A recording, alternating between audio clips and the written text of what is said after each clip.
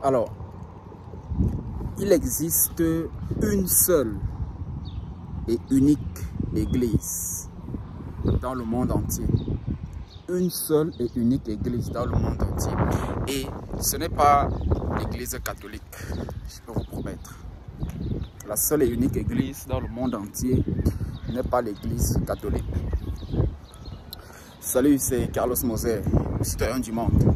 Alors, je vous explique. Dans le monde entier, la seule église qui existe et que tout le monde doit adopter, ce n'est pas une proposition. C'est-à-dire que je n'ai pas envie de parler au conditionnel, tout le monde devrait, non. Tout le monde doit adopter, n'est-ce pas, comme son église à lui. Tout le monde doit adhérer. Alors cette seule église, c'est le même dominateur commun que, n'est-ce pas, toutes les autres églises. Vous voyez, je prends cette inspiration de quoi? Nous sommes au lendemain de la Pâque pour les chrétiens et nous sommes encore là presque à la fin du carême pour nos frères musulmans. Alors il y a quand même eu, cette Pâque a été particulièrement violente. C'est-à-dire que ce soit le carême jusqu'à la Pâque. Quand je parle de Pâque, je parle à partir de la crucifixion, jusqu'à la Renaissance, jusqu'à la résurrection du Christ et tout. Voilà. Donc, ce qui fait donc que on a vu des images, mais alors insoutenables pour cette Pâque 2022. Je ne sais pas, mais ça a été tellement violent.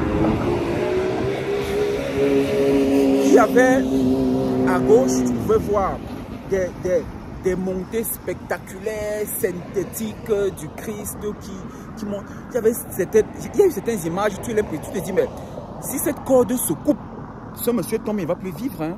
C'est-à-dire les gens qui ont fait des représentations dans les églises. Il y a eu des montées donc spectaculaires et artificielles. Il y a eu des gens, n'est-ce pas, qui adoraient des mannequins. Voilà, qui ont pris des mannequins et priaient sur des mannequins. Ok? Ils pleuraient même. C'était quand même terrible. On a même vu, n'est-ce pas, une autre image qui a aussi beaucoup circulé. Un homme de près de 80 ans, n'est-ce pas, qui a représenté la crucifixion. On a dit, ben, ceux qui ont fait ça là, est-ce qu'ils se sont rendus compte que c'est quand même à 33 ans que le Christ a été crucifié? Alors, c'est donc aujourd'hui, on a donc cette impression que les gens ne respectent plus rien du tout. Ça va dans tous les sens, chacun essaie de faire comme il peut, n'est-ce pas, pour s'en sortir. Alors, ce que moi je vais dire, toutes les églises, que ce soit des chrétiens, catholiques, protestants, musulmans et tout, on a un dénominateur commun, c'est l'argent. Et l'argent doit donc être la seule église universelle, mondiale. Parce qu'aujourd'hui, n'est-ce pas, les gens ont atteint un niveau où je ne sais pas comment les gens font pour mettre autre chose en dehors du travail devant. Oui, je n'ai pas de problème avec le fait d'aller à l'église, prier. Oui, moi, je n'ai pas de problème avec ça. Mais ce que je veux dire, c'est que les gens doivent comprendre que la première chose dans la vie de tout être humain aujourd'hui sur cette terre doit être la recherche de l'argent. Cherchons l'argent d'abord. Parce que toutes ces églises, vous allez voir, les belles cathédrales, les basiliques, les mosquées ont été construites, n'est-ce pas, pensées par des ingénieurs, des architectes. Ce sont eux qui ont pensé. Et pour être ingénieur, architecte, il faut fréquenter. Pour fréquenter, il faut payer ses études. Donc l'argent doit être aujourd'hui, c'est un dénominateur commun pour le monde entier. Tout ce qu'on a à faire dans le monde, c'est l'argent. Si aujourd'hui, l'Amérique est la première puissance mondiale, c'est l'argent. C'est-à-dire que si aujourd'hui l'Amérique a environ 1500 bases militaires dans le monde, c'est l'argent. Si la Russie aujourd'hui réussit, n'est-ce pas, à challenger l'Union européenne ou alors l'OTAN aujourd'hui dans cette guerre face à l'Ukraine et tout, c'est l'argent. Tout ce que vous pouvez voir dans le monde, c'est l'argent. Et c'est pour ça qu'aujourd'hui, vous allez voir, les églises sont de plus en plus remplies par des pauvres.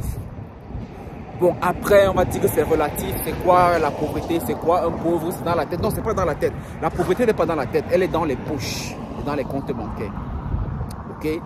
Donc, les gens doivent aujourd'hui ne pas laisser l'église, mais mettre l'église, je suis désolé de le dire, en second plan. L'église doit venir après la recherche de l'argent. Parce que même ces églises-là ont besoin de cet argent-là.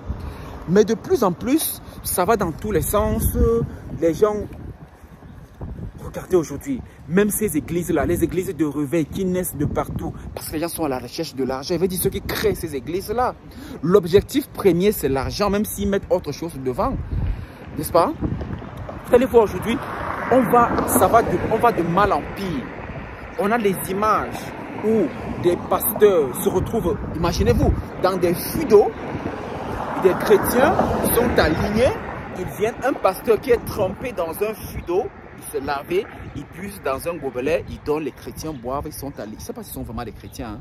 Ils sont alignés, ils boivent, ils avancent, ils boivent, ils avancent. C'est horrible quand même.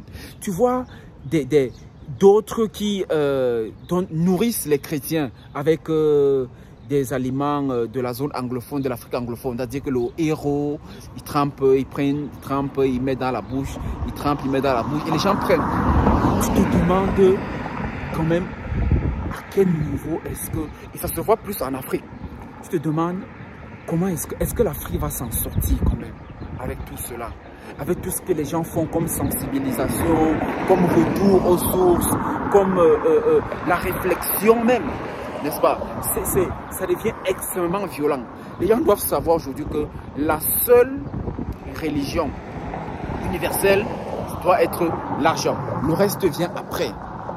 On a encore ce cliché, n'est-ce pas, de cette femme qui se réveille. Parce qu'aujourd'hui, il y a des cultes, des messes, appelez ça comme vous voulez, même tous les jours et en matinée, et très tôt le matin. C'est-à-dire qu'une femme qui a ses enfants, qui sait que l'enfant va à l'école à 7h15, mais elle a le culte ou la messe, appelez ça comme vous voulez, à 6h30. Elle va d'abord à la messe. Quand elle revient à 7h, l'enfant a à peine 15 minutes. Et puis l'enfant arrive à l'école en retard. Et puis elle dit non. Pour elle, c'est normal que l'enfant arrive à l'école en retard parce qu'elle était à la messe le matin. Vous voyez, est-ce que ça make sense? Et les gens multiplient ce genre d'erreurs, ce genre de catastrophes. N'est-ce pas, pour dire que oui... c'était la prière, ma prière d'abord. Non. Écoutez, il faut qu'aujourd'hui, et l'Afrique un peu plus, n'est-ce pas, les gens doivent savoir que l'église, certes, mais il faut placer l'église en second plan. Je ne vais pas dire de placer Dieu, mais je parlais bien de l'église.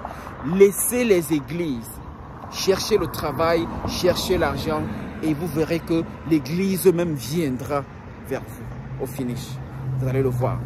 Parce que ça fait quand même beaucoup, n'est-ce pas? On a déjà assez de dégâts, assez, même ces églises-là, même ces hommes de Dieu dans ces églises qui viennent, qui détruisent les foyers, prennent des femmes, des maris, des gens. Ça se fait de plus en plus.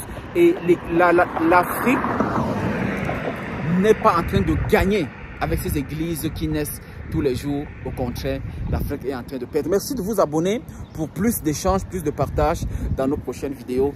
Et d'ici à la prochaine, j'ai voulu partager ça avec vous. Je vous souhaite une belle santé.